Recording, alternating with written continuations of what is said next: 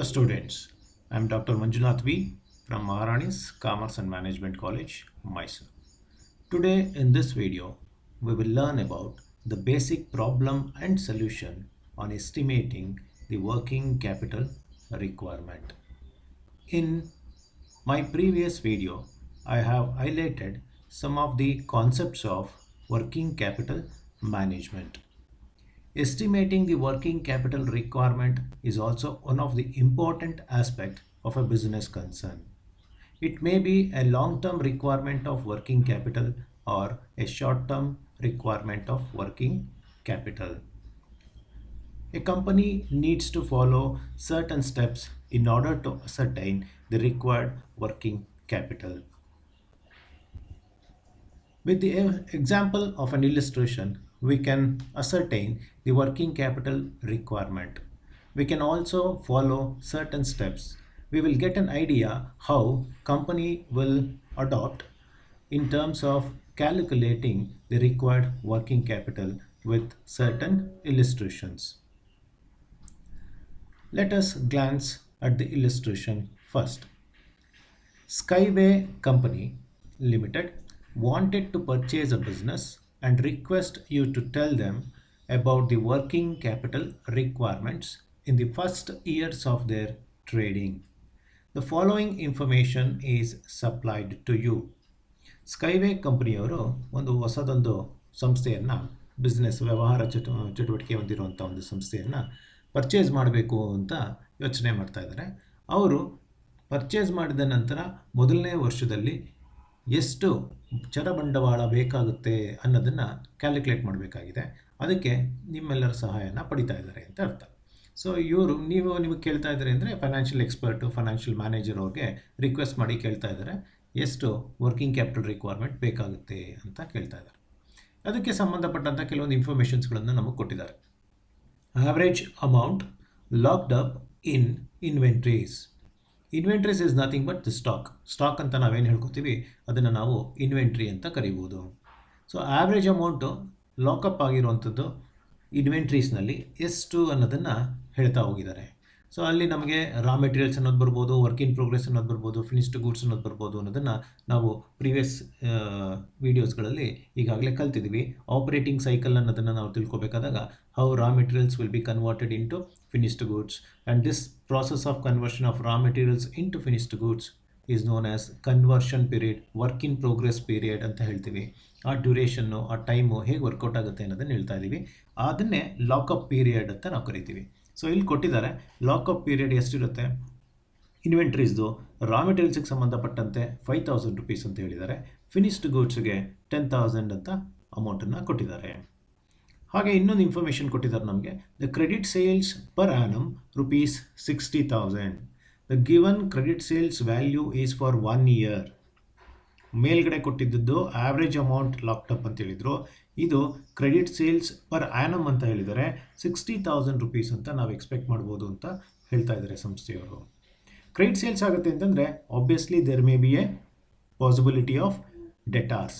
When goods are sold on credit basis then debtors will come in to the picture. ಕಸ್ಟಮರ್ಸ್ಗೆ ನಾವು ಸಾಲದ ರೂಪದಲ್ಲಿ ಮಾರಾಟ ಮಾಡಿರ್ತೀವಿ. ಸಾಲವಾಗಿ ಮಾರಾಟ ಮಾಡಿದ್ದೀವಿ ಅಂತಂದಾಗ ನಾವು ಅವ್ರಿಗೆ ಕ್ರೆಡಿಟ್ ಪೀರಿಯಡನ್ನು ಎಕ್ಸ್ಟೆಂಡ್ ಮಾಡಿರ್ತೀವಿ. ಎಷ್ಟು ದಿನಗಳ ಅವಧಿಯನ್ನು ಕೊಟ್ಟಿರ್ತೀವಿ ಅವರಿಗೆ ಹಣವನ್ನು ಕೊಡೋದಕ್ಕೆ. ಸರಕನ್ನು ಇವತ್ತು ಮಾರಾಟ ಮಾಡಿದ್ದೀವಿ, ಅವರಿಗೆ ಅಮೌಂಟ್ ಕೊಡಬೇಕಲ್ಲ, ಆ ಅಮೌಂಟನ್ನು ಅವ್ರಿಗೆ ಕೊಡೋದಕ್ಕೆ ನೀವು ಒಂದು ಟೈಮ್ ಲಿಮಿಟನ್ನು ಫಿಕ್ಸ್ ಮಾಡಿರ್ತೀರ ಸಂಸ್ಥೆಯವರು. ಆ ರೀತಿ ಕ್ರೆಡಿಟನ್ನು ನೀವೇನಾದರೂ ಎಕ್ಸ್ಟೆಂಡ್ ಮಾಡಿದ್ದೀರಾ ಅನ್ನೋದಾದರೆ ಡೆಟಾರ್ಸ್ಗಳಿಗೆ ಎಷ್ಟು ಟೈಮ್ ಎಕ್ಸ್ಟೆಂಡ್ ಮಾಡಿದ್ದೀರಾ ಅಂತ ನಮಗೆ ವರ್ಕಿಂಗ್ ಕ್ಯಾಪಿಟಲ್ ರಿಕ್ವೈರ್ಮೆಂಟ್ ಮಾಡುವಾಗ ಗೊತ್ತಿರಬೇಕು. ಸೊ ಅದನ್ನು ನಮಗೆ ಇಲಿಸ್ಟ್ರೇಷನಲ್ಲಿ ಹೇಳಿರ್ತಾರೆ. ಡೆಟಾರ್ಸ್ ಆರ್ ಅಲೋಡ್ 2 months ಕ್ರೆಡಿಟ್ ಅಂತ ಇಲ್ಲಿ ಹೇಳ್ತಾ ಇದ್ದಾರೆ ನೋಡಿ. Debtors are allowed 2 months credit. So 2 months credit is given to debtors. ಅಂದರೆ 60 days ಕೊಟ್ಟಿದ್ದೀವಿ ಅಂತ ಅರ್ಥ. ಮ್ಯಾನುಫ್ಯಾಕ್ಚರಿಂಗ್ ಎಕ್ಸ್ಪೆನ್ಸಸ್ ಬಗ್ಗೆ ಒಂದು ಮಾಹಿತಿ ಕೊಟ್ಟಿದ್ದಾರೆ. ಪರ್ ಆ್ಯನಮ್ ಅಂತಲೇ ಮತ್ತೆ ಹೇಳಿದ್ದಾರೆ. ಒಂದು ವರ್ಷದ್ದು ಕೊಟ್ಟಿರುವಂಥದ್ದು ವ್ಯಾಲ್ಯೂ ಟೋಟಲ್ಲು 24,000 ಅಂತ ಹೇಳಿದ್ದಾರೆ. ಹಾಗೆ ವೇಜಸ್ ಬಗ್ಗೆ ಒಂದು ಮಾಹಿತಿ ಕೊಟ್ಟಿದ್ದಾರೆ. ವೇಜಸ್ ಪರ್ ಆ್ಯನಮ್ ಅಮೌಂಟ್ ಒಂದು ವರ್ಷದ್ದು ₹36,000. ಈ ಎರಡಕ್ಕೂ ಕೂಡ ಒಂದು ಕಾಮನ್ ಇನ್ಸ್ಟ್ರಕ್ಷನ್ಸ್ ಇದೆ. Lag in payment of manufacturing and wages is 1 month ಅಂತ ಹೇಳಿದ್ರು. What is this lag in payment? The lag in payment is deferment of payment period. Deferment ಅಂತಂದರೆ ಪೋಸ್ಟ್ಪೋನ್ಮೆಂಟ್. ಇದು ಯಾವ ರೀತಿ ಪೇಮೆಂಟ್ ಆಗುತ್ತೆ ಮ್ಯಾನುಫ್ಯಾಕ್ಚರಿಂಗ್ ಎಕ್ಸ್ಪೆನ್ಸಸ್ಸು ಮತ್ತು wages ಅಂತಂದರೆ 1 ತಿಂಗಳ ಅವಧಿಯ ಪೋಸ್ಟ್‌ಪೋನ್‌ಮೆಂಟ್ ಆಗುತ್ತೆ ಅಂತ ಅರ್ಥ. ಅಂದರೆ ಮೇ ಮಂತ್ ಪೂರ್ತಿ ಕೆಲಸ ಮಾಡಿದ ನಂತರ ವೇಜಸ್ ಅಮೌಂಟನ್ನು ನೆಕ್ಸ್ಟ್ ಮಂತ್ ಕೊಡ್ತಾರೆ. ಫಸ್ಟ್ ಡೇ ಕೊಡ್ಬೋದು, ಸೆಕೆಂಡ್ ಡೇ ಕೊಡ್ಬೋದು, ಒಂದು ಡೇಟನ್ನು ಫಿಕ್ಸ್ ಮಾಡ್ಕೊಂಡಿರ್ತಾರೆ. So after completion of 1 month of work the wages will be paid to workers. ಹಾಗೆ ಮ್ಯಾನುಫ್ಯಾಕ್ಚರಿಂಗ್ ಎಕ್ಸ್ಪೆನ್ಸಸ್ಸು ಅಷ್ಟೇ. ಮ್ಯಾನುಫ್ಯಾಕ್ಚರಿಂಗ್ ಎಕ್ಸ್ಪೆನ್ಸಸ್ಗಳು ಯಾವ ರೀತಿ ಪೇಮೆಂಟ್ ಆಗುತ್ತೆ ಅಂತಂದರೆ ಬೇಕಾದಂಥ ಮ್ಯಾನುಫ್ಯಾಕ್ಚರಿಂಗ್ ಎಕ್ಸ್ಪೆನ್ಸಸ್ ಏನೇನಿದೆ ಐಟಮು ಅದನ್ನೆಲ್ಲ ಪರ್ಚೇಸ್ ಆಗುತ್ತೆ. ಆದರೆ ಪೇಮೆಂಟ್ ಆಗುವಂಥದ್ದು ಆಫ್ಟರ್ 1 ಮಂತ್ ಅಂತ ಅರ್ಥ. ಸೊ ಅದನ್ನು ಲ್ಯಾಗ್ ಇನ್ ಪೇಮೆಂಟ್ ಅಂತ ಕರಿತೀವಿ. ಏನಂತ ಕರಿತೀವಿ ನಾವು ಅದನ್ನು? Lag in payment. Deferment period, gap between the service rendered and then the payment made. ಆ ಟೈಮ್ ಡ್ಯೂರೇಷನನ್ನೇ ಲ್ಯಾಗ್ ಇನ್ ಪೇಮೆಂಟ್ ಅಂತ ನಾವು ಕರೆಯುವಂಥದ್ದು. ಮತ್ತು raw material consumed per annum ಅಂತ ಹೇಳಿದ್ದಾರೆ. ಕನ್ಸ್ಯೂಮ್ಡ್ ಅಂತಂದಾಗ ನಾವು ಬಳಸ್ಕೊಂಡಿರೋದು ರಾ ಮೆಟೀರಿಯಲ್ಲು ಅಂತ ಅರ್ಥ. ಒಂದು ವರ್ಷಕ್ಕೆ 24,000 ರುಪೀಸ್ ಅಂತ ಇಲ್ಲಿ ಇಲಿಸ್ಟ್ರೇಷನ್ನಲ್ಲಿ ಮೆನ್ಷನ್ ಮಾಡಿದ್ದಾರೆ. ನಾವು ರಾ ಮೆಟೀರಿಯಲನ್ನು ಪರ್ಚೇಸ್ ಮಾಡುವಾಗ ಯಾರಿಂದ ಪರ್ಚೇಸ್ ಮಾಡ್ತೀವಿ ಅಂದರೆ ಸಪ್ಲೈಯರ್ಸಿಂದ ಪರ್ಚೇಸ್ ಮಾಡ್ತೀವಿ. ಕ್ಯಾಶ್ ಮುಖಾಂತರ ಪರ್ಚೇಸ್ ಮಾಡಿದ್ರೆ ಇಮಿಡಿಯೇಟ್ಲಿ ಪೇಮೆಂಟ್ ಆಗಿರುತ್ತೆ. ಸಪೋಸ್ ನಾವೇನಾದರೂ ಕ್ರೆಡಿಟ್ ಪರ್ಚೇಸ್ ಮಾಡಿದರೆ ಆ ಕ್ರೆಡಿಟ್ ಪರ್ಚೇಸ್ ಅಂದಾಗ ಸಪ್ಲೈಯರ್ಸು ಒಂದು ಟೈಮ್ ಲಿಮಿಟನ್ನು ಫಿಕ್ಸ್ ಮಾಡಿರ್ತಾರೆ ನಮಗೆ. ನಾವು ಅಷ್ಟು ಟೈಮ್ ಲಿಮಿಟ್ ಒಳಗಡೆ ಅವರಿಗೆ ಪೇಮೆಂಟನ್ನು ಮಾಡಬೇಕಾಗುತ್ತೆ. ಸೊ ಆ ಕ್ರೆಡಿಟ್ ಪೀರಿಯಡನ್ನು ಎಷ್ಟು ಕೊಟ್ಟಿದ್ದಾರೆ ನಮಗೆ ಸಪ್ಲೈಯರ್ಸು ಅನ್ನೋದನ್ನು ಇಲ್ಲಿ ಬ್ರ್ಯಾಕೆಟ್ನಲ್ಲಿ ನಮಗೆ ಹೇಳಿದ್ದಾರೆ. Credit allowed by suppliers is 3 months. ಅಂದರೆ ಸಪ್ಲೈಯರ್ಸ್ ಅವರು ನಮಗೆ 90 days ಅಷ್ಟು ಕ್ರೆಡಿಟ್ ಪೀರಿಯಡ್ ಕೊಟ್ಟಿದ್ದಾರೆ. ಇವತ್ತು ನಾವು ರಾ ಮೆಟೀರಿಯಲನ್ನು ಪರ್ಚೇಸ್ ಮಾಡಿದ್ರೆ we need to make payment after 90 days. ಅಲ್ಲಿ ತನಕ ನಮಗೆ ಟೈಮ್ ಲಿಮಿಟ್ ಇದೆ ಅಂತ ಅರ್ಥ. ಸೊ ಇದನ್ನೇ ಆಪರೇಟಿಂಗ್ ಸೈಕಲ್ ಅಂತ ನಾವು ಹೇಳಿದ್ವು. ರಾ ಮೆಟೀರಿಯಲಿಂದ ಮತ್ತು ನೆಕ್ಸ್ಟು ಸಪ್ಲೈಯರ್ಸ್ ಕ್ರಿಯೇಟ್ ಆಗಿರ್ತಾರೆ ಕ್ರೆಡಿಟ್ನಲ್ಲಿ ಪರ್ಚೇಸ್ ಮಾಡಿದಾಗ. ಆಪರೇಟಿಂಗ್ ಸೈಕಲ್ದು ಒಂದು ನಾವು ಚಾರ್ಟನ್ನು ಕೂಡ ನೋಡಿದ್ವಿ ಪ್ರೀವಿಯಸ್ ವೀಡಿಯೋಸ್ಗಳಲ್ಲಿ. ಪ್ರೀವಿಯಸ್ ಆನ್ಲೈನ್ ಕ್ಲಾಸ್ನಲ್ಲೂ ಕೂಡ ನಾವು ಅದರ ಬಗ್ಗೆ ಚರ್ಚೆ ಮಾಡಿದ್ದೀವಿ. ಸೊ ಇಲ್ಲಿ ಆಪರೇಟಿಂಗ್ ಸೈಕಲ್ನ ಸ್ವಲ್ಪ ನೀವು ನೆನಪಿಸ್ಕೋಬೇಕು. ರಾ ಮೆಟೀರಿಯಲಿಂದ ಕ್ರಿಯೇಟ್ ಆಗುವಂಥದ್ದು ಸಪ್ಲೈಯರ್ಸು, ಕ್ರೆಡಿಟರ್ಸು, ಅವರಿಂದ next work in progress purchase ಏನು ಮಾಡಿದ್ವಿ ರಾ ಮೆಟೀರಿಯಲ್, ಅದು ವರ್ಕ್ ಇನ್ ಪ್ರೋಗ್ರೆಸ್ ಆಗುತ್ತೆ. After work in progress the product will be considered as finished goods. Finished goods ಆದಮೇಲೆ ಡಿಮ್ಯಾಂಡನ್ನು ಕ್ರಿಯೇಟ್ ಮಾಡಿ ನೀವು ಮಾರಾಟ ಮಾಡ್ತೀರಾ. ಗೂಡ್ಸನ್ನು ಸಾಲವಾಗಿ ಮಾರಾಟ ಮಾಡಿದಾಗ ಡೆಟಾರ್ಸ್ ಕ್ರಿಯೇಟ್ ಆಗ್ತಾರೆ. ಡೆಟಾರ್ಸ್ ಕ್ರಿಯೇಟ್ ಆದಮೇಲೆ ಒಂದು ಟೈಮ್ ಲಿಮಿಟ್ ಕೊಟ್ಟು ಅವರಿಂದ ಕ್ಯಾಶ್ ಕಲೆಕ್ಟ್ ಆಗುತ್ತೆ. ಕ್ಯಾಶ್ ಕಲೆಕ್ಷನ್ಸ್ ಆದಮೇಲೆ ಆ ಕ್ಯಾಶ್ ಕಲೆಕ್ಷನ್ಸನ್ನು ಮತ್ತೆ ರಾ ಮೆಟೀರಿಯಲ್ ಪರ್ಚೇಸ್ ಮಾಡಿದಂಥ ಸಪ್ಲೈಯರ್ಸ್ಗಳಿಗೆ ಸಾಲವಾಗಿ ಉಳ್ಕೊಂಡಿದ್ದಂಥ ಅಮೌಂಟ್ ಏನಿತ್ತು ಅದನ್ನು ಪೇಮೆಂಟ್ ಮಾಡ್ತೀರಾ. ಮತ್ತು ತಿರ್ಗಿ ಅವರಿಂದ ಫ್ರೆಶ್ ಆಗಿ ಕ್ರೆಡಿಟ್ ಪರ್ಚೇಸ್ ಮಾಡ್ತೀರಾ ರಾ ಮೆಟೀರಿಯಲ್. ಮತ್ತು ಅದೇ ಸೈಕಲ್ ಆಫ್ ಆಪ್ರೇಟಿಂಗ್ ಕಂಟಿನ್ಯೂ ಆಗ್ತಾ ಹೋಗುತ್ತೆ. ಸೊ ಇದನ್ನು ನಾವು ಒಂದು ಟೈಮ್ ಲಿಮಿಟನ್ನು ಮ್ಯಾನೇಜ್ ಮಾಡಬೇಕು. ಪ್ರತಿಯೊಂದಕ್ಕೂ ಕೂಡ ಒಂದು ಟೈಮ್ ಲಿಮಿಟ್ ಇರುತ್ತೆ. ಆ gap of number of periods ಅಂತ ಇರುತ್ತೆ, ಡೇಸ್ ಅಂತ ಇರುತ್ತೆ. ಅದನ್ನು ಮ್ಯಾನೇಜ್ ಮಾಡೋದೇ ವರ್ಕಿಂಗ್ ಕ್ಯಾಪಿಟಲ್ ಮ್ಯಾನೇಜ್ಮೆಂಟ್ನಲ್ಲಿ ತುಂಬ ಮುಖ್ಯವಾದಂಥದ್ದು. ಆ ಟೈಮನ್ನು ಮ್ಯಾನೇಜ್ ಮಾಡೋಕ್ಕೆ ಬೇಕಾಗಿರುವಂಥ ಕ್ಯಾಪಿಟಲ್ ಅಮೌಂಟೇ ವರ್ಕಿಂಗ್ ಕ್ಯಾಪಿಟಲ್ ರಿಕ್ವೈರ್ಮೆಂಟ್ ಕ್ಯಾಲ್ಕುಲೇಷನ್ ಅಂತ ನಾವು ಮಾಡುವಂಥದ್ದು. ಸೊ ಲಾಸ್ಟಲ್ಲಿ ಒಂದು ಎಕ್ಸ್ಟ್ರಾ ಅಡ್ಜಸ್ಟ್ಮೆಂಟ್ ಕೂಡ ಹೇಳಿದ್ದಾರೆ. ಆ್ಯಡ್ 10% ಕಂಟಿಂಜೆನ್ಸೀಸ್ ಅಂತ ಹೇಳಿದ್ದಾರೆ. ಅಂದರೆ ನಾವೇನು ಕ್ಯಾಲ್ಕುಲೇಷನ್ ವರ್ಕಿಂಗ್ ಕ್ಯಾಪಿಟಲ್ ಮಾಡ್ತೀವಿ ಅದು ಖಡಾಖಂಡಿತವಾಗಿ ಇಷ್ಟೇ ಇರಬೇಕು ಅಂತ ಹೇಳೋದಕ್ಕೆ ಕಷ್ಟ. ಯಾಕಂದರೆ we are predicting, estimating. When we are estimating it may be right or it may not be right. Guess work ಅಲ್ವಾ, ಇಷ್ಟಿಷ್ಟು ಆಗ್ಬೋದು ಹೀಗೆ ಅಂತ. ಕೆಲವು ಸಾರಿ ಡೆಟಾರ್ಸಿಂದ ದುಡ್ಡು ಬರುತ್ತೆ ಅಂದ್ಕೊಂಡಿರ್ತೀವಿ, ಬ್ಯಾಡ್ ಡೆಟ್ಸ್ ಆಗ್ಬೋದು. ಮೆಟೀರಿಯಲ್ಸನ್ನು ಸಪ್ಲೈ ಮಾಡ್ತಾರೆ ಅಂತ ಅಂದ್ಕೊಂಡಿದ್ವಿ, ಕೆಲವು ಸಾರಿ ಅನ್ಅವಾಯ್ಡಬಲ್ ಸರ್ಕಮ್ಸ್ಟಾನ್ಸಸ್ಗಳು ಕ್ರಿಯೇಟ್ ಆದಾಗ ಮೆಟೀರಿಯಲ್ಸ್ ನಮಗೆ ಸಪ್ಲೈ ಮಾಡೋದು ಡಿಲೇ ಆಗ್ಬೋದು. ವರ್ಕರ್ಸ್ ಬಂದು ಕೆಲಸ ಮಾಡ್ತಾರೆ ಅಂತ ನಾವು ಅಸ್ಯೂಮ್ ಮಾಡಿರ್ತೀವಿ, ಆದರೆ ವರ್ಕರ್ಸು ಕೆಲವರು ಸ್ಟ್ರೈಕು, ಲಾಕೌಟ್ಸು ಅಂತ ಏನಾದರೂ ಕೆಲವು ಸಾರಿ ಡಿಸ್ಟರ್ಬೆನ್ಸ್ ಆಗಿರ್ಬೋದು ಮ್ಯಾನುಫ್ಯಾಕ್ಚರಿಂಗ್ ಆ್ಯಕ್ಟಿವಿಟೀಸ್. ಸೊ ಹೀಗೆ ಅನ್ಎಕ್ಸ್ಪೆಕ್ಟೆಡ್ಗಳು ಆಗುವಂಥ ಚಾನ್ಸಸ್ಗಳು ಜಾಸ್ತಿ ಇರುತ್ತೆ. ಆ ಅನ್ಎಕ್ಸ್ಪೆಕ್ಟೆಡ್ಗಳು ಜಾಸ್ತಿ ಆಗುವಂಥದ್ದು ಏನಾದರೂ ಇದ್ದಾಗ ನಾವು ಅದನ್ನು ಕೂಡ ಪರಿಗಣನೆಗೆ ತೊಗೋಬೇಕಾಗುತ್ತೆ. ಆಗ ಎಕ್ಸ್ಟ್ರಾ ಎಕ್ಸ್ಪೆಂಡಿಚರ್ ಕೂಡ ಕೆಲವು ಸಾರಿ ಆಗುವಂಥದ್ದು ಜಾಸ್ತಿ ಇರುತ್ತೆ. ನಾವು ಅಂದ್ಕೊಂಡಂಥ ಪ್ರೈಸ್ಗೇ ಮೆಟೀರಿಯಲ್ಸು ಸಿಗದೇ ಇರ್ಬೋದು, ಅದಕ್ಕಿಂತ ಸ್ವಲ್ಪ ಜಾಸ್ತಿ ಆದಂಥ ವ್ಯಾಲ್ಯೂಗೆ ಮೆಟೀರಿಯಲ್ಸು ಸಿಗುವಂಥ ಚಾನ್ಸಸ್ ಆಗ್ಬೋದು. ಸೊ ಅದಕ್ಕೋಸ್ಕರ ಕಂಟಿಂಜೆನ್ಸೀಸ್ ಅಂತ 10%ಅನ್ನು ಎಕ್ಸ್ಟ್ರಾ ಆ್ಯಡ್ ಮಾಡ್ಕೊಳ್ಳಿ ಅಂತ ನಮಗೆ ಹೇಳಿದ್ದಾರೆ. ಸೊ ಅದನ್ನು ನಾವು ಇಲ್ಲಿ ಲಾಸ್ಟಲ್ಲಿ ನೋಡ್ತಾ ಇದ್ದೀವಿ. Add 10% for contingencies. ಎಕ್ಸ್ಟ್ರಾ 10%ಅನ್ನು ಸೇಫರ್ ಸೈಡ್ಗೆ ರಿಕ್ವೈರ್ಮೆಂಟ್ಗೋಸ್ಕರ ಕ್ಯಾಪಿಟಲ್ಲು ಆ್ಯಡ್ ಮಾಡ್ಕೊಳ್ಳಿ ಅಂತ ಲಾಸ್ಟಲ್ಲಿ ಒಂದು ಇನ್ಸ್ಟ್ರಕ್ಷನ್ ಕೊಟ್ಟಿದ್ದಾರೆ. This is what the overall picture given in an illustration. For this type of transactions, now we need to calculate the working capital requirement. But before moving on to solution for this illustration, I advise the students to take note of this illustration in a separate notebook so that you can follow the solution in a right manner. ಯಾಕೆ ಅಂತ ಹೇಳಿದ್ರೆ question ನಿಮ್ಮ ಹತ್ತಿರದಲ್ಲಿ ಈಗಾಗಲೇ ಇದ್ದರೆ ಆ ಕ್ವಶನನ್ನು ನೋಡಿಕೊಂಡು ಸೊಲ್ಯೂಷನ್ಸನ್ನು ಮಾಡೋದು ತುಂಬ ಸುಲಭ ಆಗುತ್ತೆ. ಯಾಕಂದರೆ ನೆಕ್ಸ್ಟ್ ಸ್ಲೈಡಿಗೆ ನಾವು ಮೂವ್ ಆದಾಗ ಬರೀ ಸೊಲ್ಯೂಷನ್ಸ್ ಕಾಣ್ತಾ ಇರುತ್ತೆ, ಆದರೆ ನಿಮಗೆ ಇಲಿಸ್ಟ್ರೇಷನಲ್ಲಿ ಏನು ಕೊಟ್ಟಿದ್ರು ಅನ್ನೋದು ಮರೆತೋಗುವಂಥ ಚಾನ್ಸು ಇರ್ಬೋದು. ಆ ದೃಷ್ಟಿಯಿಂದ ಮೊದಲೇ ನೀವು ಈ ಒಂದು ಕ್ವಶನನ್ನು ಒಂದು ನೋಟ್ಬುಕ್ನಲ್ಲಿ ಬರೆದಿಟ್ಕೊಳ್ಳಿ. ಅದನ್ನು ಬರೆದಿಟ್ಕೊಂಡ ನಂತರ ಸೊಲ್ಯೂಷನ್ ಮಾಡ್ತಾ ಇದ್ದಾಗ ಕಂಪ್ಯಾರಿಸನ್ನು ಕ್ವಶನಲ್ಲಿ ಏನಿದು ಕೊಟ್ಟಿದ್ದಾರೆ, ಸೊಲ್ಯೂಷನ್ ಏನು ಮಾಡ್ತಾ ಇದ್ದೀವಿ ಅಂತ ಸುಲಭವಾಗಿ ನಾವು ನೋಡಿಕೊಂಡು ಅರ್ಥ ಮಾಡ್ಕೊಳ್ಳೋದಕ್ಕೆ ಸಾಧ್ಯ ಆಗುತ್ತೆ.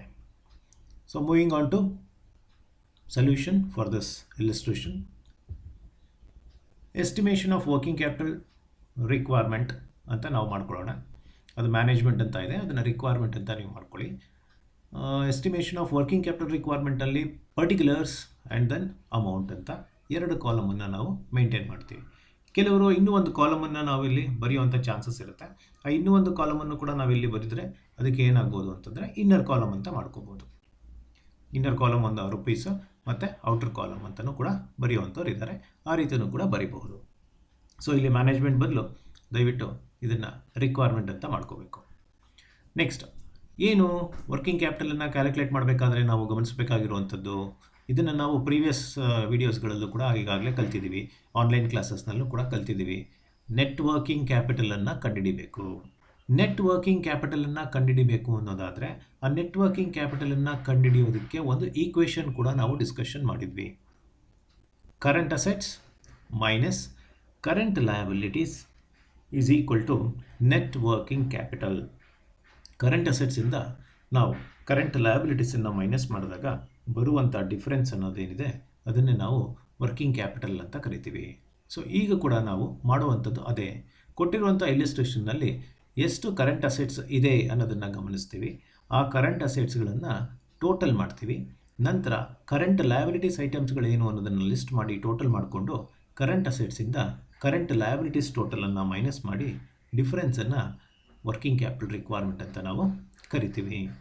So let us start with each item. First ನಾವು ಬರೀಬೇಕಾಗಿರೋದು ಯಾವುದು ಅಂದರೆ ಕರೆಂಟ್ ಅಸೆಟ್ಸ್. ಯಾಕಂದರೆ ಕರೆಂಟ್ ಅಸೆಟ್ಸಿಂದ ನಾವು ಕರೆಂಟ್ ಲಯಬಿಲಿಟೀಸನ್ನು ಮೈನಸ್ ಮಾಡಬೇಕಾಗಿದೆ. ಕರೆಂಟ್ ಅಸೆಟ್ಸ್ ಯಾವ ಕರೆಂಟ್ ಅಸೆಟ್ಸನ್ನು ಕೊಟ್ಟಿದ್ದಾರೆ ಇಲಿಸ್ಟ್ರೇಷನ್ನಲ್ಲಿ ಅನ್ನೋದನ್ನು ಗಮನಿಸ್ತೀವಿ. ಮೊದಲನೇದಾಗಿ ನಮ್ಗೆ ಈಗಾಗಲೇ ಗೊತ್ತಿದೆ, average amount locked up in inventories ಅಂತ ಒಂದು ಐಟಮ್ ಕೊಟ್ಟಿದ್ದಾರೆ. ಇನ್ವೆಂಟ್ರೀಸ್ ಅಂತಂದರೆ ಸ್ಟಾಕ್ ಅಂತ ನಾವು ಈಗಾಗಲೇ ಮಾತಾಡ್ಕೊಂಡಿದ್ದೀವಿ. ಸೊ ಕ್ಲೋಸಿಂಗ್ ಸ್ಟಾಕ್ ಅನ್ನೋದು it is an asset for a business concern. ಆ ಸ್ಟಾಕ್ ಅನ್ನೋದು ಯಾವ ಕ್ಯಾಟಗರಿ ಆಫ್ ಅಸೆಟ್ಟು, ಕರೆಂಟ್ ಅಸೆಟ್ಸಿಗೆ ಬರುವಂಥದ್ದು. ಸೊ ಕರೆಂಟ್ ಅಸೆಟ್ಸ್ ಕೆಳಗಡೆ ನಾವು ಅದನ್ನು ಬರಿತಾ ಇದ್ದೀವಿ. Average amount locked up in inventories. There are 2 types of inventories given. One raw materials ಅಂತ ಹೇಳಿದರು, ರಾ ಮೆಟೀರಿಯಲ್ಸ್ ಅಂತ ಬರ್ಕೊಂಡು 5,000 rupees. Since it's an average amount locked up, directly the amount is given, no need to calculate any further estimations. ಮತ್ತೆ extra calculations ಏನಿಲ್ಲ. Average amount ಅಂತ ಅವರೇ ಕೊಟ್ಟಿರೋದ್ರಿಂದ ಡೈರೆಕ್ಟಾಗಿ ಈ ಅಮೌಂಟನ್ನು ನಾವು ಪ್ಲಾಟ್ ಮಾಡ್ಬೋದು. ಅದು ಕೊಟ್ಟಿರಲಿಲ್ಲ ಅಂತಂದರೆ ನಾವು ಕ್ಯಾಲ್ಕುಲೇಷನ್ಸ್ ಮಾಡಬೇಕಾಗುತ್ತೆ. ಫಿನಿಶ್ಡ್ ಗೂಡ್ಸ್ ಅಂತ ಕೊಟ್ಟಿದ್ರು, ಅದು 10,000 rupees ಅಂತ ಮಾಡ್ಕೊಂಡಿದ್ವಿ. ಸೊ ಈಗ ಈ 2 ಐಟಮನ್ನು ನಾವು ಸ್ಟಾಕ್ ಇನ್ವೆಂಟ್ರೀಸ್ ಅಂತ ಹೇಳಿದ್ರಲ್ಲಿ ಟೋಟಲ್ ಮಾಡ್ತೀವಿ. ಆ ಟೋಟಲನ್ನು ಮಾಡಿದಾಗ 5,000 ಪ್ಲಸ್ 10,000 15,000 ಔಟರ್ ಕಾಲಮ್ಗೆ ಬರ್ಕೊಳ್ಳೋವಂಥದ್ದು. ಸೊ ಹೀಗೆ 5,000 plus 10,000 is equal to 15,000 the average amount of locked up in inventories ಅನ್ನೋದು ನಾವು ಕಂಡುಹಿಡ್ಕೊಂಡ್ವಿ. ಸೊ ಇದನ್ನು ನಾವು ಇಲ್ಲಿ ಬರಿತೀವಿ ಅಂದಾಗ ಇಲ್ಲಿ ಯಾರಾದರೂ ಒಂದು ಕಾಲಮ್ ಹಾಕ್ಕೊಂಡಿದ್ರೆ ಇದನ್ನು ಇನ್ನರ್ ಕಾಲಮ್ ಅಂತ ಮಾಡ್ಕೊಳ್ಳೋದಷ್ಟೇ. ಸೊ ಇದನ್ನು ಇನ್ನರ್ ಕಾಲಮಲ್ಲಿ ಬರಿತೀವಿ ಆ್ಯಂಡ್ ದೆನ್ ಔಟರ್ ಕಾಲಮ್ಗೆ ಅಲ್ಟಿಮೇಟ್ ಟೋಟಲನ್ನು ಬರಿತೀವಿ. ನೆಕ್ಸ್ಟ್ 2ನೇ ಐಟಮ್ ಇನ್ಯಾವುದಿದೆ, ಅದರಲ್ಲೂ ಕೂಡ ಕರೆಂಟ್ ಅಸೆಟ್ಸ್ ಐಟಮು ಇನ್ಯಾವುದಿದೆ ಅನ್ನೋದನ್ನು ನಾವು ಗಮನಿಸಬೇಕು. ಕ್ರೆಡಿಟ್ ಸೇಲ್ಸ್ ಅನ್ನೋದ್ರ ಬಗ್ಗೆ ಒಂದು ಮಾಹಿತಿ ಕೂಡ ಕೊಟ್ಟಿದ್ರು ಇಲಿಸ್ಟ್ರೇಷನ್ನಲ್ಲಿ. ಸೊ ಕ್ರೆಡಿಟ್ ಸೇಲ್ಸ್ ಅಮೌಂಟ್ ಕೊಟ್ಟಿದ್ರು, ಅದನ್ನು ನಾವು ಸನ್ಡ್ರಿ ಡೆಟಾರ್ಸ್ ಅಂತ ಕರೆಯೋಣ. ಯಾಕಂದರೆ ಸೇಲ್ಸ್ ಅಂದಾಗ, ಕ್ರೆಡಿಟ್ ಸೇಲ್ಸ್ ಅಂದಾಗ ಯಾರಿಗೆ ಸೇಲ್ ಆಗಿರುತ್ತೆ, ಕಸ್ಟಮರ್ಸ್ಗೆ ಸೇಲ್ ಆಗಿರುತ್ತೆ. ಕಸ್ಟಮರ್ಸ್ಗೆ ಸೇಲ್ ಆದಾಗ ಕಸ್ಟಮರ್ನ ಗುಂಪನ್ನು ಏನಂತ ಕರಿತೀವಿ, ಸನ್ಡ್ರಿ ಡೆಟಾರ್ಸ್. ಸೊ ಅದಕ್ಕೋಸ್ಕರ sundry debtors is one more item which is included under the head of current assets. The time period given for sundry debtors to make payment is to credit period 2 months ಅಂತ. So ಅದನ್ನು ನಾವು ಬ್ರ್ಯಾಕೆಟ್ನಲ್ಲಿ ಇಲ್ಲಿ ಮಾಡ್ಕೊಂಡಿದ್ದೀವಿ, ಯಾಕಂದರೆ ಈಸಿಯಾಗಿ ನಮಗೆ ಅರ್ಥ ಆಗೋ ಅನ್ನೋ ದೃಷ್ಟಿಯಿಂದ. ಸನ್ಡ್ರಿ ಡೆಟಾರ್ಸ್ ಅನ್ನೋದಕ್ಕೆ ಒಂದು ಅಮೌಂಟ್ ಕೂಡ ಕೊಟ್ಟಿದ್ರು. ಆ ಅಮೌಂಟ್ ಎಷ್ಟಿತ್ತು ಅನ್ನೋದನ್ನು ಗಮನಿಸಿದ್ರೆ 60,000 rupees ಕೊಟ್ಟಿದ್ರು. It's a per annum amount. Per annum ಅಂತಂದರೆ ಒಂದು ವರ್ಷಕ್ಕೆ 60,000 ರೂಪಾಯಿಯಷ್ಟು ಕ್ರೆಡಿಟ್ ಸೇಲ್ಸ್ ಆಗುವಂಥದ್ದು ಎಸ್ಟಿಮೇಷನ್ ಇದೆ. ಆನ್ ಆನ್ ಆ್ಯಾವ್ರೇಜು ನಾವು ಕ್ರೆಡಿಟ್ ಪೀರಿಯಡ್ ಕೊಡೋದು 2 months ಅಂತ ಹೇಳ್ಕೊಂಡಿದ್ದೀವಿ. ಅಂದರೆ 2 months once amount will be collected. 2 months once ನಾವೇನಾಗುತ್ತೆ amount will be collected. So ಅದನ್ನು ನಾವೇನು ಮಾಡ್ತಾ ಇದ್ದೀವಿ, 60,000 ಪರ್ ಆ್ಯನಮ್ ಕೊಟ್ಟಿದ್ದನ್ನು ಇಂಟು 2 months ಕ್ರೆಡಿಟ್ ಕೊಡ್ತಾ ಇದ್ದೀವಿ, 2 ಡಿವೈಡೆಡ್ ಬೈ 12 ಅಂತ ಮಾಡ್ತಾ ಇದ್ದೀವಿ. Divided by 12. Why this is 12? Because 2 months ಮೇಲ್ಗಡೆ ಬರೆದ್ವಿ, total number of months in a year 60,000 rupees ಕೊಟ್ಟಿರೋದು ಒಂದು ವರ್ಷಕ್ಕೆ ಅಂತ ಹೇಳಿದಾರಲ್ವಾ. ಇಲ್ಲಿ ಕೊಟ್ಟಾಗೆ ಆ್ಯಾವ್ರೇಜ್ ಅಂತ ಹೇಳಿದ್ರೆ ಡೈರೆಕ್ಟಾಗಿ ಬರೀಬೋದಾಗಿತ್ತು. ಇದು ಆ್ಯಾವ್ರೇಜ್ ಅಲ್ಲ, ಇದು ಒಂದು ವರ್ಷಕ್ಕೆ ಕೊಟ್ಟಿರುವಂಥ ಅಮೌಂಟು. ನಾವು 2 ತಿಂಗಳಿಗೆ ಒಂದು ಸಾರಿ ಆ್ಯಾವ್ರೇಜ್ ಅಮೌಂಟನ್ನು ವರ್ಕಿಂಗ್ ಕ್ಯಾಪಿಟಲ್ಲು ಸನ್ರಿ ಡೆಟಾರ್ಸಿಂದ ಕಲೆಕ್ಷನ್ ಆಫ್ ರಿಸೀವಲ್ಸ್ ಎಷ್ಟಾಗುತ್ತೆ ಅಂತ ಕ್ಯಾಲ್ಕುಲೇಟ್ ಮಾಡ್ತಾ ಇದ್ದೀವಿ. ಅದಕ್ಕೆ 60,000ನಲ್ಲಿ into 2 months credit divided by total number of months in a year ಬರಿತೀವಿ. Total number of months in a year ಅಂತ ಬರಿತೀವಿ. ಸೊ ಅದಕ್ಕೋಸ್ಕರ 2 ಡಿವೈಡೆಡ್ ಬೈ 12. ಇದನ್ನು ಸಿಂಪ್ಲಿಫಿಕೇಷನ್ ಮಾಡಿದಾಗ ನಮಗೆ 10,000 rupees ಅಂತ ಬರುತ್ತೆ. ಸೊ ಇಲ್ಲಿ 2 1s 2 6 6ಇಂದ ಮತ್ತು 60,000ಇಂದ ನಾವು ಡಿವೈಡ್ ಮಾಡಿದಾಗ 10,000 rupees ಬರುತ್ತೆ. ಈ 10,000 rupees ಸನ್ರಿ ಡೆಟಾರ್ಸ್ ಅಂತ ಟ್ರೀಟ್ ಆಗುತ್ತೆ. ಸೊ ಈಗ 2 ಕರೆಂಟ್ ಅಸೆಟ್ಸನ್ನು ನಾವು ಆಲ್ರೆಡಿ ರೆಕಾರ್ಡ್ ಮಾಡಿದ್ದೀವಿ. ಒಂದು average amount locked up in inventories and sundry debtors. ಈಗ ಇವೆರಡೇ ಐಟಮ್ ಇರೋದು. ಇನ್ನು ಮಿಕ್ಕಿದೆಲ್ಲ ನಮಗೆ ಕೊಟ್ಟಿರುವಂಥದ್ದು ಇಲಿಸ್ಟ್ರೇಷನ್ಸಲ್ಲಿ ದೇರ್ ಆರ್ ಸರ್ಟನ್ ಐಟಮ್ಸ್ ಯಾವುದಿದೆ, manufacturing expenses and then wages and then credit purchases ಕೊಟ್ಟಿದ್ದಾರೆ, ರಾ ಮೆಟೀರಿಯಲ್ಸ್ದು. ಈ ಎಲ್ಲ ಐಟಮು ಲಯಬಿಲಿಟೀಸ್. ಮ್ಯಾನುಫ್ಯಾಕ್ಚರಿಂಗ್ ಎಕ್ಸ್ಪೆನ್ಸಸನ್ನು ನಾವು ಪೇಮೆಂಟ್ ಮಾಡ್ತೀವಿ ಅಂತಂದರೆ ಇಟ್ಸ್ ನಾಟ್ ಅನ್ ಅಸೆಟ್, ನಾವು ಕೊಡಬೇಕಾಗಿರುವಂಥ ದುಡ್ಡು. ಅದರಲ್ಲೂ ಲ್ಯಾಗಿನ್ ಪೇಮೆಂಟ್ ಅಂತ ಕೊಟ್ಟಿದ್ದಾರೆ, ಔಟ್ಸ್ಟ್ಯಾಂಡಿಂಗ್ ಇರುತ್ತೆ ಅಂತ ಅರ್ಥ. ವೇಜಸ್ಸು ಕೂಡ 1 month ಆದಮೇಲೆ ಕೊಡ್ತೀವಿ ಅಂತ ಹೇಳಿದ್ದೀವಿ. ಪೇಮೆಂಟ್ ಆಗುವಂಥದ್ದು ಇಟ್ಸ್ ಅನ್ ಔಟ್ಸ್ಟ್ಯಾಂಡಿಂಗ್ ಅಮೌಂಟ್. ಕ್ರೆಡಿಟಾರ್ಸಿಂದ ನಾವು ಪರ್ಚೇಸ್ ಮಾಡಿದ್ದೀವಿ ರಾ ಮೆಟೀರಿಯಲ್ಸು ಅಂತಂದರೆ sundry creditors. Sundry creditors will not come under the category of current assets, ಅದು ಕರೆಂಟ್ ಲಯಬಿಲಿಟಿ ಆಗುತ್ತೆ. ಸೊ ಅದರಿಂದ ಕೊಟ್ಟಿರುವಂಥ ಐಟಮ್ಸರು ಇಲಿಸ್ಟ್ರೇಷನ್ಗಳಲ್ಲಿ 2 ಮಾತ್ರ ನಮಗೆ ಕರೆಂಟ್ ಅಸೆಟ್ಸ್ ಗುಂಪಿಗೆ ಬರುವಂಥದ್ದು. ಈ 2 ಐಟಮನ್ನು ಬರೆದು ಟೋಟಲ್ ಮಾಡ್ತೀವಿ.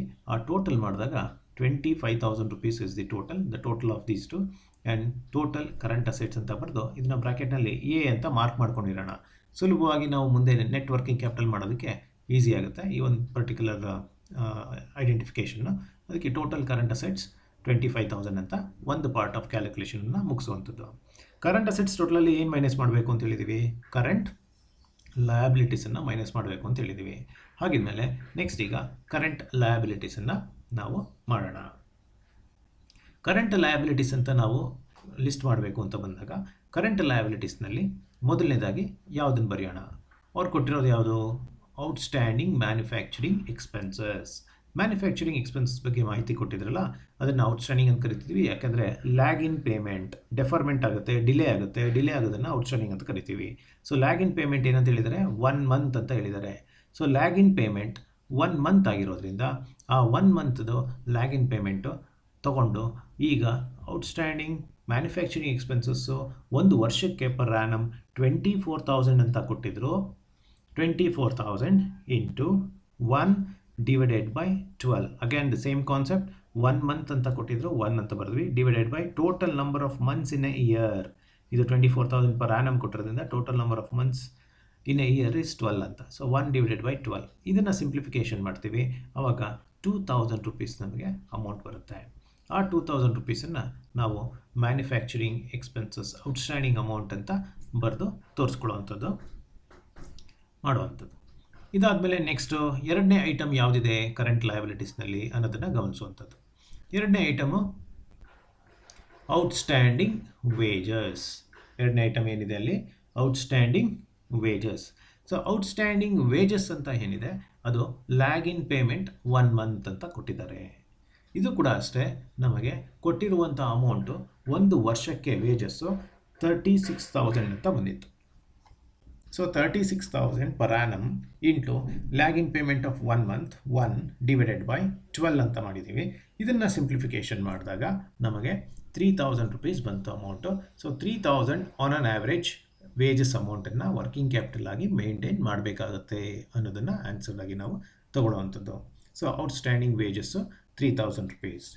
ಹಾಗೆ ನೆಕ್ಸ್ಟು ಸನ್ರಿ ಕ್ರೆಡಿಟಾರ್ಸು ಅಲ್ಲಿ ನಮಗೆ ಕ್ರೆಡಿಟ್ ಪೀರಿಯಡ್ ಅಂತ ಕೊಟ್ಟಿದ್ರು. ರಾ ಮೆಟೀರಿಯಲ್ಸ್ ಕನ್ಸ್ಯೂಮ್ಡ್ ಅಂತ ಹೇಳಿದ್ರಲ್ಲ, ಅದನ್ನೇ ನಾವು ಸನ್ರಿ ಕ್ರೆಡಿಟಾರ್ಸ್ ಅಂತ ಬರಿತಾ ಇದ್ದೀವಿ. ಯಾಕಂದರೆ ರಾ ಮೆಟೀರಿಯಲ್ಸನ್ನು ಪರ್ಚೇಸ್ ಮಾಡೋದು ಸಪ್ಲೈಯರ್ಸನ್ನು ನಾವು ಕ್ರೆಡಿಟಾರ್ಸ್ ಅಂತ ಕರಿತೀವಿ. ಕ್ರೆಡಿಟ್ ಪೀರಿಯಡು 3 ಮಂತ್ಸ್ ಅಂತ ಆಗಿದೆ. ಟೋಟಲ್ ಒಂದು ವರ್ಷಕ್ಕೆ ಎಷ್ಟು ಕೊಟ್ಟಿದ್ದಾರೆ ರಾ ಮೆಟೀರಿಯಲ್ಸ್ ಕನ್ಸ್ಯೂಮ್ಡ್ ಅಮೌಂಟು ಇಲ್ಲಿ 24,000 ಅಂತ ಕೊಟ್ಟಿದ್ದಾರೆ. ಆ 24,000 ಇಂಟು 3 ಮಂತ್ಸ್ ಕ್ರೆಡಿಟ್ ಪೀರಿಯಡ್ ಅಂತ ಹೇಳಿರೋದ್ರಿಂದ 3 divided by total number of months in a year 12 is equal to 6,000. ಇದನ್ನು ಸಿಂಪ್ಲಿಫೈ ಮಾಡಿದಾಗ ನಮಗೆ 6,000 ಬರುತ್ತೆ. ಸೊ 12 ಒನ್ಸ ಆ್ಯಂಡ್ 12 ಟೂಸ ಅಂದಾಗ 2,000 ಇಲ್ಲಿ ಬರುತ್ತೆ. 2,000 ಇಂಟು 3 6,000 ನಮಗೆ on an average sundry creditors payment ಮಾಡಬೇಕಾಗುತ್ತೆ ವರ್ಕಿಂಗ್ ಕ್ಯಾಪಿಟಲ್ ಮ್ಯಾನೇಜ್ಮೆಂಟ್ ಮಾಡುವಾಗ ಅಂತ ಬರುತ್ತೆ. ಸೊ ಅದಕ್ಕೆ 6,000 ರುಪೀಸು ಸನ್ರಿ ಕ್ರೆಡಿಟರ್ಸ್. ಸೊ ನಾವಿವಾಗ ಔಟ್ಸ್ಟ್ಯಾಂಡಿಂಗ್ ಮ್ಯಾನುಫ್ಯಾಕ್ಚರಿಂಗ್ ಎಕ್ಸ್ಪೆನ್ಸಸ್ ಮಾಡಿದ್ವಿ, ಔಟ್ಸ್ಟ್ಯಾಂಡಿಂಗ್ ವೇಜಸ್ ಮಾಡಿದ್ವಿ, ಮತ್ತು ಸನ್ರಿ ಕ್ರೆಡಿಟರ್ಸ್ ಮಾಡಿದ್ವಿ. ಈ 3 ಐಟಮು ಕರೆಂಟ್ ಲಯಬಿಲಿಟೀಸ್ಗೆ ಸಂಬಂಧಪಟ್ಟಿರುವಂಥದ್ದು. ನಾವು the total of this current liabilities is 11,000. ಹೇಗೆ 11,000? 6,000 rupees sundry creditors, 3,000 rupees outstanding wages. Previous ಸ್ಲೈಡ್ನಲ್ಲಿ ಔಟ್ಸ್ಟ್ಯಾಂಡಿಂಗ್ ಮ್ಯಾನುಫ್ಯಾಕ್ಚರಿಂಗ್ ಎಕ್ಸ್ಪೆನ್ಸಸ್ ಬರ್ತಿದ್ವಿ, ಅದು 2,000, ಟೋಟಲ್ 11,000 ಅಂತ ಇಲ್ಲಿ ಅರ್ಥ ಮಾಡ್ಕೋಬೇಕು. So outstanding manufacturing expenses previous slide 2,000 ಇತ್ತಲ್ಲ, ಅದು ಕರೆಂಟ್ ಲಯಬಿಲಿಟೀಸು. ಅದನ್ನು ಕೂಡ ಟೋಟಲ್ ಮಾಡ್ಕೋಬೇಕು ಒಂದೇ ನೇರದಲ್ಲಿ. ನೀವು ಬರೆಯುವಾಗ ಅದು ಒಂದೇ ಜಾಗದಲ್ಲಿ ಬರೆದಿರ್ತೀರಾ, ಈಸಿಯಾಗಿ ಟೋಟಲ್ಗೆ ಸಿಗುತ್ತೆ. So total 11,000 total current liabilities ಅಂತ ಬಂತು. ಇದನ್ನು ನಾವೇನಂತ ಕರೆದ್ವಿ, ಬಿ ಅಂತ ಐಡೆಂಟಿಫಿಕೇಷನ್ ಮಾರ್ಕ್ಗೋಸ್ಕರ ಇಟ್ಕೊಂಡಿದ್ದೀವಿ. ನಾವು the last stage, that is current assets minus current liabilities ಮಾಡಿದ್ರೆ ಏನು ಸಿಗುತ್ತೆ ಅಂತ ಹೇಳಿದ್ವಿ, ವರ್ಕಿಂಗ್ ಕ್ಯಾಪಿಟಲ್ ಎಷ್ಟು ಅಂತ ಗೊತ್ತಾಗುತ್ತೆ. ಸೊ ಅದಕ್ಕೆ ನಾವು ನೆಟ್ ವರ್ಕಿಂಗ್ ಕ್ಯಾಪಿಟಲ್, ನೆಟ್ ಅಂತ ಯಾಕೆ ಹೇಳ್ತೀವಿ ಅಂದರೆ ಡಿಫ್ರೆನ್ಸ್ ಮಾಡ್ತಾ ಇದ್ದೀವಿ. ಏನು difference? Total current assets minus total current liabilities. ಅದನ್ನು ನಾವು ಐಡೆಂಟಿಫಿಕೇಷನ್ ಪರ್ಪಸ್ಗೆ ಮೊದಲೇನು ಮಾಡಿದ್ವಿ, ಟೋಟಲ್ ಕರೆಂಟ್ ಅಸೆಟ್ಸನ್ನು ಎ ಅಂತ ಕರೆದಿದ್ವಿ, ಮತ್ತು ಟೋಟಲ್ ಕರೆಂಟ್ ಲಯಬಿಲಿಟೀಸನ್ನು ಬಿ ಅಂತ ಕರೆದಿದ್ವಿ. ಅದಕ್ಕೆ ಎ ಮೈನಸ್ ಬಿ ಅಂತಲೂ ಕೂಡ ನಾವು ಸುಲಭವಾಗಿ ಗುರುತಿಸ್ಕೊಳ್ಳೋ ದೃಷ್ಟಿಯಿಂದ ಬರ್ಕೊಂಡ್ರೆ ನಮಗೆ ಅನುಕೂಲ ಆಗ್ಬೋದು. ಈಗ 25,000 ಅಮೌಂಟು ಕರೆಂಟ್ ಅಸೆಟ್ಸ್ ಟೋಟಲ್ ಇತ್ತು, ಮೈನಸ್ 11,000 ಕರೆಂಟ್ ಲಯಬಿಲಿಟೀಸ್ದು total. So 25,000 minus 11,000 is equal to 14,000. Net working capital ನಮಗೆ 14,000 ಆಗಿದೆ. ಬಟ್ ಇಷ್ಟಕ್ಕೆ ನಾವು ವರ್ಕಿಂಗ್ ಕ್ಯಾಪಿಟಲ್ ರಿಕ್ವೈರ್ಮೆಂಟ್ ಅಂತ ಹೇಳೋಕ್ಕೆ ಸಾಧ್ಯ ಇಲ್ಲ. ಯಾಕೆ ಅಂದರೆ ನಮಗೊಂದು ಎಕ್ಸ್ಟ್ರಾ ಅಡ್ಜಸ್ಟ್ಮೆಂಟ್ ಕೊಟ್ಟಿದ್ದಾರೆ, ಆ್ಯಡ್ 10% ಫಾರ್ ಕಂಟಿಂಜೆನ್ಸೀಸ್ ಅಂತ ಹೇಳಿದ್ದಾರೆ. ಆ್ಯಸ್ ಪರ್ ರಿಕ್ವೈರ್ಡ್ ಕ್ಯಾಲ್ಕುಲೇಷನ್ನು ಇಷ್ಟು ಬರುತ್ತೆ ಎಲ್ಲ ಐಟಮ್ಸನ್ನು ಕನ್ಸಿಡರ್ ಮಾಡಿದಾಗ. ಬಟ್ ಇದಕ್ಕೆ for a safety reason 10% contingencies to be added. ಇನ್ನೂ ಎಕ್ಸ್ಟ್ರಾ 10% ಎಕ್ಸ್ಪೆಂಡಿಚರು ಆಗಬಹುದು ಅನ್ನೋ ಒಂದು ಎಸ್ಟಿಮೇಷನ್ನು ಕೂಡ ಮಾಡ್ಕೊಳ್ಳಿ ಅಂತ ಹೇಳಿದ್ದಾರೆ. ಅದರಿಂದ ನಾವು ಆ ಒಂದು ಪಾಯಿಂಟ್ ಏನಿದೆ ಲಾಸ್ಟ್ ಅಡ್ಜಸ್ಟ್ಮೆಂಟು ಅದನ್ನು ಕನ್ಸಿಡರ್ ಮಾಡಬೇಕು. ಅದಕ್ಕೆ ಆ್ಯಡ್ ಕಂಟಿಂಜೆನ್ಸೀಸ್ ಅಟ್ 10% ಅಂತ ಮಾಡ್ಕೋತೀವಿ. 10% ಕಂಟಿಂಜೆನ್ಸೀಸ್ ಯಾವುದ್ರ ಮೇಲೆ ಕ್ಯಾಲ್ಕುಲೇಟ್ ಮಾಡಬೇಕು? This 10% contingencies. 10% contingencies is to be calculated on the net working capital which is already calculated, which is 14,000, which is 14,000 rupees into 10% divided by 10% ಅಂತಂದರೆ 10 divided by 100. ಸೊ ಅದಕ್ಕೆ 10% ಅಂದಾಗ 10 divided by 100 ಬರ್ಕೊಂಡಿದ್ದೀವಿ. ಇಲ್ಲಿ 14,000 ಅಂತ ಬರ್ತಿರೋದು ನಮಗೆ ಬಂದಿರುವಂಥ net working capital amount. So ಇದನ್ನು simplify ಮಾಡಿದಾಗ ನಮಗೆ 1,400 ಅಂತ ಬರುತ್ತೆ. 1,400 ಅಮೌಂಟನ್ನು ಇಲ್ಲಿ ಬರ್ಕೊಳ್ಳುವಂಥದ್ದು. ಏನು ಮಾಡಬೇಕು ಅಂತ ಹೇಳಿದ್ದಾರೆ, ಆ್ಯಡ್ ಮಾಡಿ ಅಂತ ಹೇಳಿದ್ದಾರೆ. ಸೊ 14,000 ಪ್ಲಸ್ 1,400 ಮಾಡಿದಾಗ ನಮಗೆ 15,400 ಅಮೌಂಟ್ ಬರುತ್ತೆ. ಈ 15,400 is the total working capital requirement ಅಂತ ಮಾಡೋದು. ಈ ಸಂಸ್ಥೆಗೆ ಮ್ಯಾನೇಜ್ ಮಾಡಬೇಕು ಅಂತಂದರೆ ಆನ್ ಅನ್ ಆ್ಯಾವ್ರೇಜು ಪ್ರತಿದಿನಕ್ಕೆ 15,400 ರುಪೀಸನ್ನು ಮ್ಯಾನೇಜ್ ಮಾಡೋದ್ರಿಂದ ಇವರು ಈ ಒಂದು ವರ್ಷದಲ್ಲಿ ಆಗುವಂತಹ ಎಕ್ಸ್ಪೆಂಡಿಚರ್ಸು, ಅಸೆಟ್ಸು ಮತ್ತು ಕರೆಂಟ್ ಲಯಬಿಲಿಟೀಸು, ಕರೆಂಟ್ ಅಸೆಟ್ಸ್ಗೆ ಸಂಬಂಧಪಟ್ಟಂಥ ಅಡ್ಜಸ್ಟ್ಮೆಂಟ್ಸ್ಗಳು ಏನು ಹೇಳಿದ್ರು ಅಥವಾ ಐಟಮ್ಸ್ಗಳು ಏನು ಹೇಳಿದ್ರು ಅದನ್ನು ಸೂಕ್ತವಾಗಿ ಎಫೆಕ್ಟಿವ್ ಆಗಿ ಮ್ಯಾನೇಜ್ ಮಾಡೋದಕ್ಕೆ ಹೆಲ್ಪ್ ಆಗುತ್ತೆ. ಸೊ ಇದು estimation of working capital requirement calculation. It's a very simple problem. I hope all of you have understood this particular concept. ನಾನು ಮತ್ತೆ ನೆಕ್ಸ್ಟ್ ವೀಡಿಯೋನಲ್ಲಿ ಇನ್ನೂ ಎಲಾಬೊರೇಟ್ ಆಗಿರುವಂಥ ಇಲಿಸ್ಟ್ರೇಷನ್ಸ್ಗಳನ್ನು ನಾವು ಚರ್ಚೆ ಮಾಡೋದಕ್ಕೆ ಕಳಿಸ್ಕೊಡ್ತೀನಿ ವಿಡಿಯೋನ. Thank you for watching this video and I will see you in the next video.